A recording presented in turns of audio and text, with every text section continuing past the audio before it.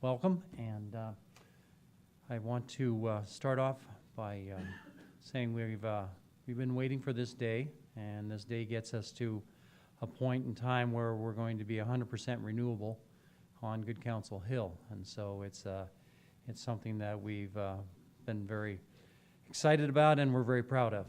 So I will, for the SSND aspect of what this project means and what the mission of the sisters is, I'd like to introduce Sister Mary Kay Gosh. She is our campus director, and she will have a few words of wisdom and possibly a blessing later.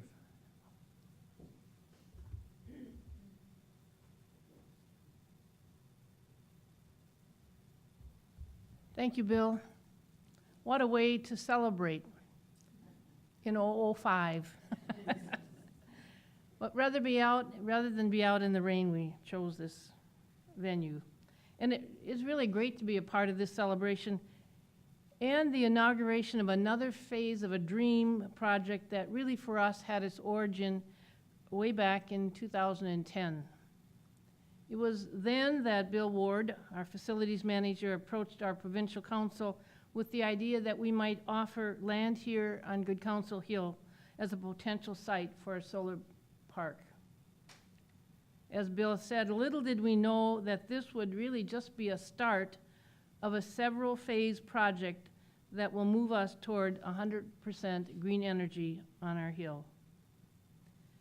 When Bill presented his proposal, it was obvious to us that this really did fit our own SSND commitment, which is a sense of global responsibility and care for the earth and all of creation. So we were delighted to see that initial project come to life. Fortunately for us, that wasn't the end of the story, as Bill keeps coming back. And he came back again and again to our provincial leadership saying, could we expand our commitment and work towards further decreasing of our carbon footprint and the increase of the use of green energy? And of course, we were motivated by Pope Francis in Laudato Si', where he really challenges all of us to take responsibility for our common home, the earth. And he has been busy championing groups that are choosing to work together to develop renewable sources of energy. These efforts invite us really to take greater sense of responsibility, to develop a stronger sense of community, a readiness to protect others, and to grow in love of our Mother Earth. And we believe projects such as this can be an educational resource that helps promote what we call ecological citizenship. And it invites us to a greater ownership and stewardship, not only for now, but for the future. Recently, as School Sisters of Notre Dame, we held our 24th General Chapter as an international congregation.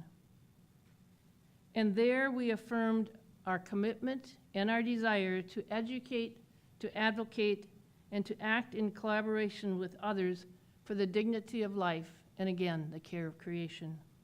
So it's a great joy to come to this day recognizing that this small step of committing another portion of our land to this project can be one concrete way to give flesh to our care of commitment, our care of creation commitment.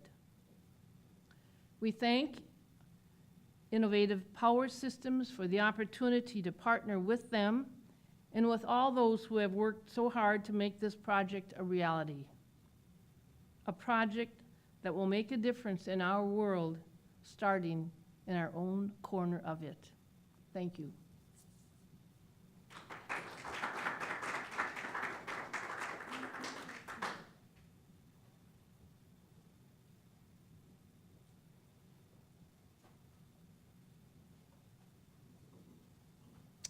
Hi, everybody. I'm Alan Warnke from Innovative Power Systems. Lou, we have a chair for you right here in front.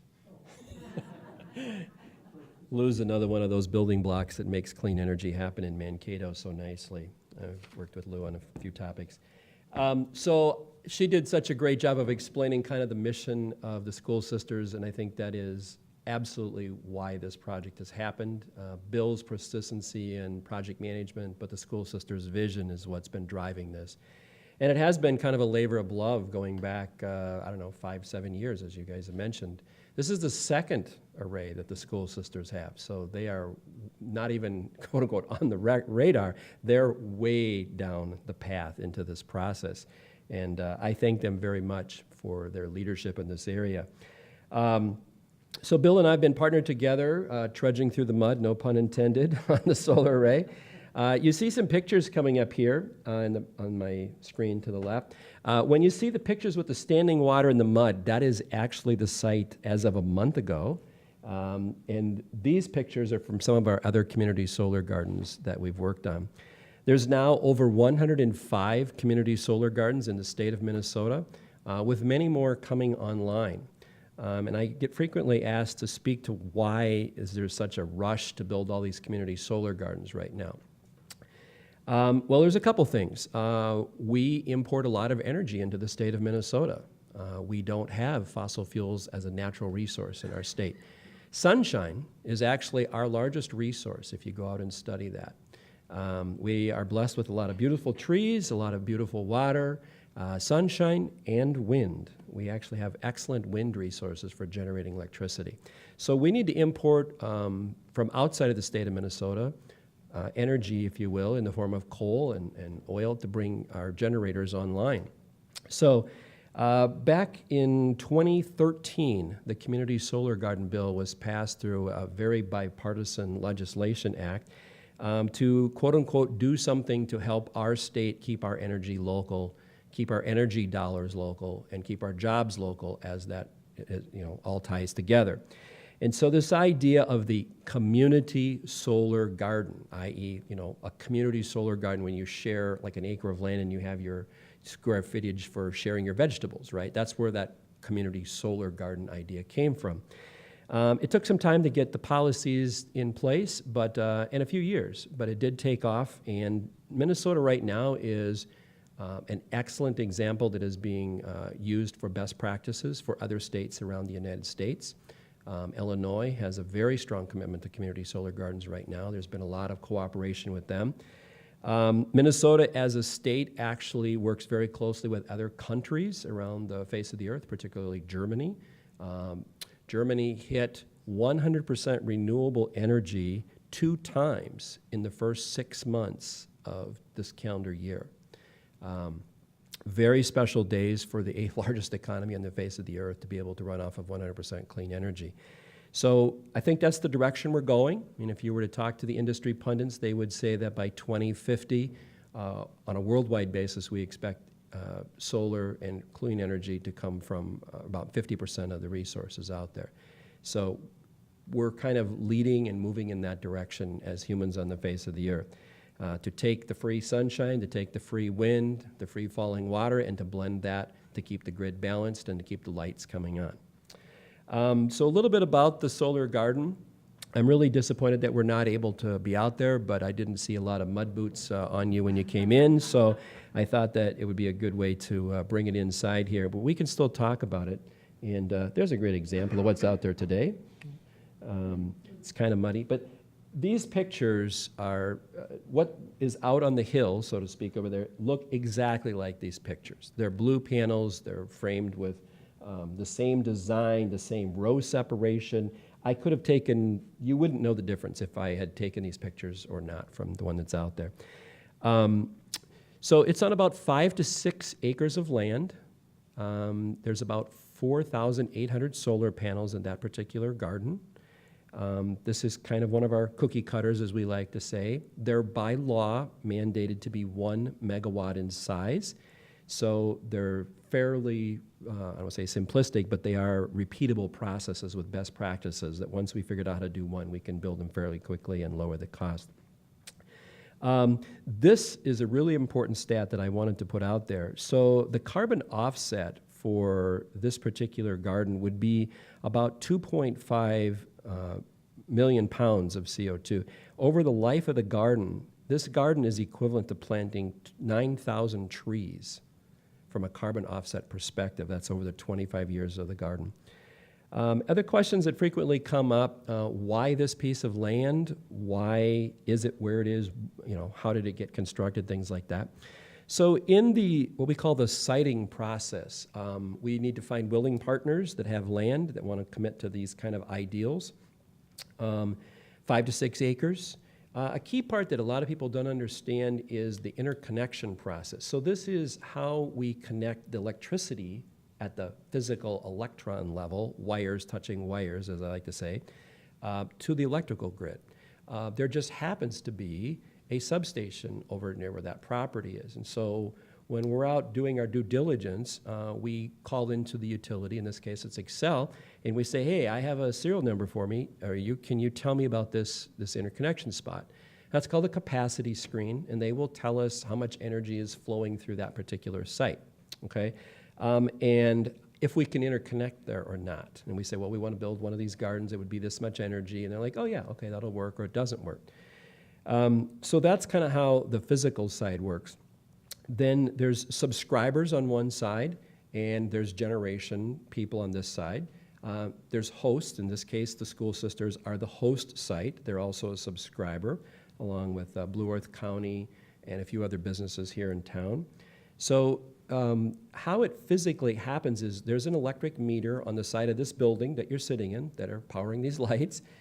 There's an electrical meter at this solar garden site.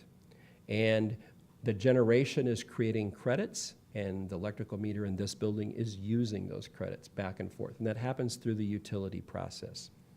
Okay? Other things that usually come up are payments and why this land. Because and the common question is, well, don't we need this land to grow food? Okay, and I want to address that real quickly. Usually, the solar gardens they're not put on really good producing land. They're usually a little bit rocky, they're a little bit wet, they're very, very sandy. So if it's a good producing piece of land for corn or soybeans, maybe even hay, the economics are just not there to do solar. You would not accept a lease payment for that land if you could make more money doing corn or soybeans, okay? So it's important that, I believe, for us to build these kind of clean energy resources to kind of balance out our electrical over a long time as far as how the grid works. Other things that people ask about, is this the future of electricity generation? There's been a lot of studies, and unfortunately there's been a lot of news around Puerto Rico, as you've all seen. When there's no electricity, people die. It's just a simple fact. We use it for so many parts of our life as humans that we need to have a good, reliable electric source. And balancing that out over a number of generation sources is really important. So on today's like today, we take the wind and we take the falling water, and we're probably using nuclear power and coal and other sources to generate and keep the lights on. But when it's a bright, sunny day, then we use that resource, okay? Going forward, wind and solar are the lowest cost forms of electrical generation out there today, and dropping. So one of the stories that I usually tell, a long time ago in 1977, the cost of 1 watt of solar was $77, okay? Today, that same cost is less than 77 cents, okay? So it's actually about 35 cents, 37 cents, depending upon the modules, solar panel modules in the mix. But to go from $77 to 77 cents, you can see why the economics are now working, shall we say, right?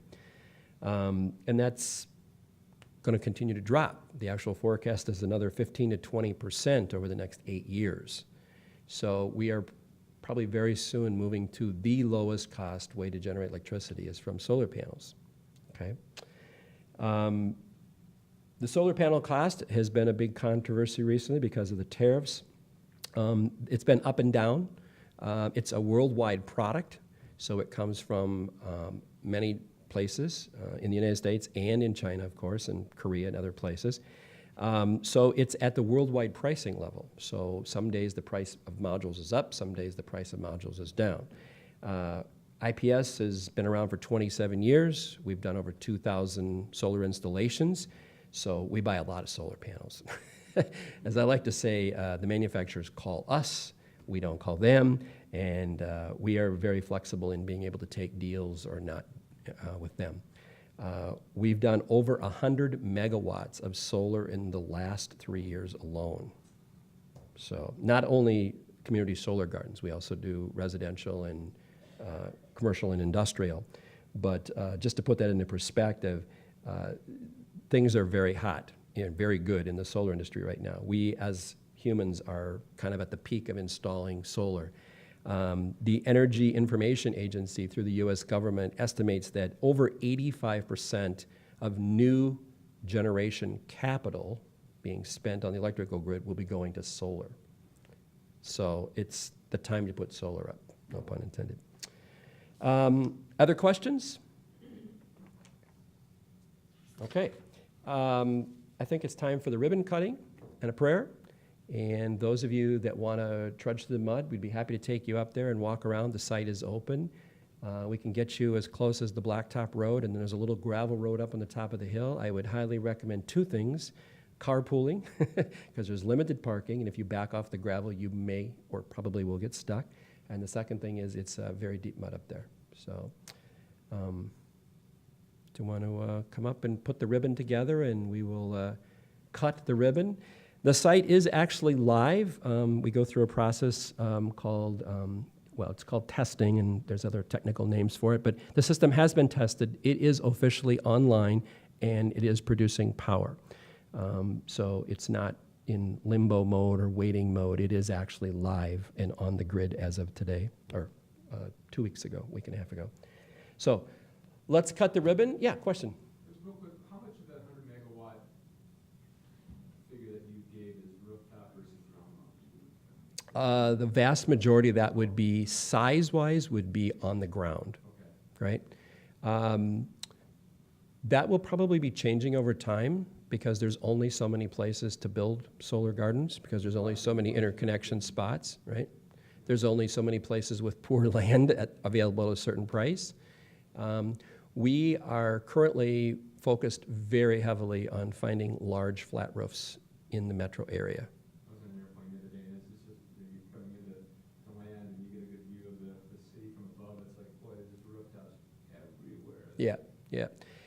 If you were to take like the common thing I always say is if you take a large Target roof, you know what a Target store is, or like a Walmart with those kind of size roofs, those are roughly in the 500 to 1 megawatt size usually, depending upon where the air conditioners are and the vents and all those other kind of things. But if you think about that, if you think about how many hundreds, maybe several hundred of those kind of roofs we have in the Twin Cities, all of those could be community solar gardens as well. So we've hired a computer company to go out and kind of like scan the sky and find big roofs and identify addresses, and we're out knocking on doors trying to put solar on roofs. So, and they will be, you know, we have to work out the economics. It's more expensive to put solar on roofs than it is out in a cornfield, because you can use economy of scale to program a tractor to just drive posts in the ground, as opposed to carrying panels up on the roof. But there's other benefits to having it in the city too. So it's you know, it's always a trade-off of pluses and minuses. So. How long before we have 100% renewable energy here? Here at the School Sisters, We're at that point. If this one's online now, yeah, we should be 100%. That we're buying, what we're buying offsets what we use, and so that we would be buying 100% renewable. Actually, probably exceeding 100%. yeah. So that's a very confusing concept. Let me just address that real quickly. When you think about electricity, you can think about it as in electrons flowing down a piece of wire. And that's the science or the physical mechanics of how electricity moves, okay? Physics, 8th grade science, or maybe somewhere around in there, middle school science, how electrons flow, neutrons, things like that. The other side of it is how does electricity get generated, okay? It's very policy and politically oriented how electricity gets generated, right? It's all electricity generated is done by law, okay? There's actually penalties to meet certain thresholds, X amount of coverage over what the actual load is, that's all written in law. because it is life or death for people if there's electricity that's not working and not flowing correctly. So it's important to understand bill credits moving back and forth and electrons moving back and forth. And I would say just leave the engineering side to the engineers, and when we speak about renewable energy, we're thinking about bill credits and how that carbon offset is managed in the long run, okay? And so today, a lot of community solar gardens are built with subscribers, well, a host site, like school sisters are, subscribers that subscribe to that energy, okay? And then it flows through the electrical grid. So when you say you have that energy out there, you can claim that credit, okay? When you have the actual credit rec for it. It's called a renewable energy credit, or an REC. So it's been wonderful to work with the school sisters because of their mission. Very strong mission in motion, which I like to see and like to work with, and that's how we got to where we are today, 7 years into the dream. Okay? So let's do the official ribbon cutting, and Sister will offer us a prayer. Do you want to do the prayer first, and then do the ribbon cutting, and then we'll adjourn and tackle the mud? Okay? Thanks.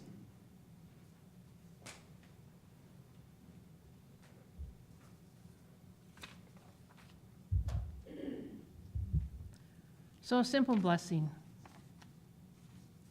God of the universe, God of all creation, you have given us a sacred trust, the environment that sustains us.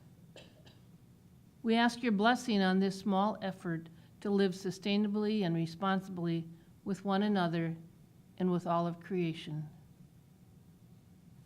As an educational resource, may it be a source of insight and further development in the ways that we can live at one with all of life. As a local attempt to provide clean energy, may it inspire our efforts to embrace sustainability and stewardship in this local area and beyond.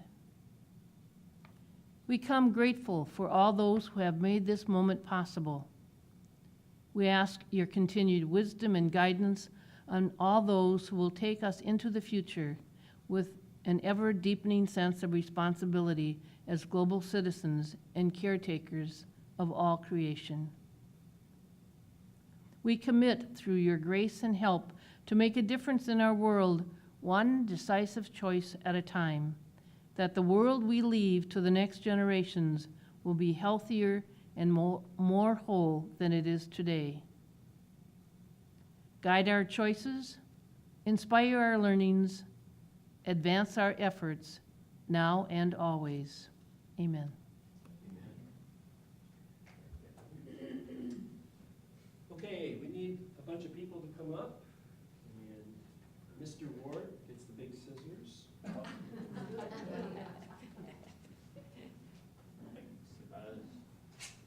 on. We need a bunch of people. Come on up, help us hold this.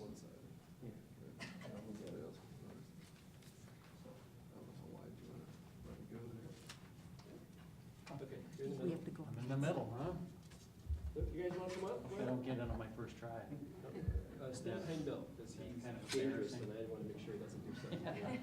Come on They up. won't even let you. Okay, so for camera purposes, we're gonna need to like smush really tight together. Like Bill is your brother. Okay, thank you. Get really close.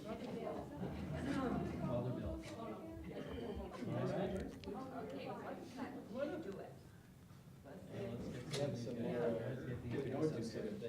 Everybody gets Okay, Bill, don't chop it, just look like you're gonna chop it for the picture, and then we'll go, okay, everybody? 1, 2, 3. All right. Now we can chop it. Yes. Don't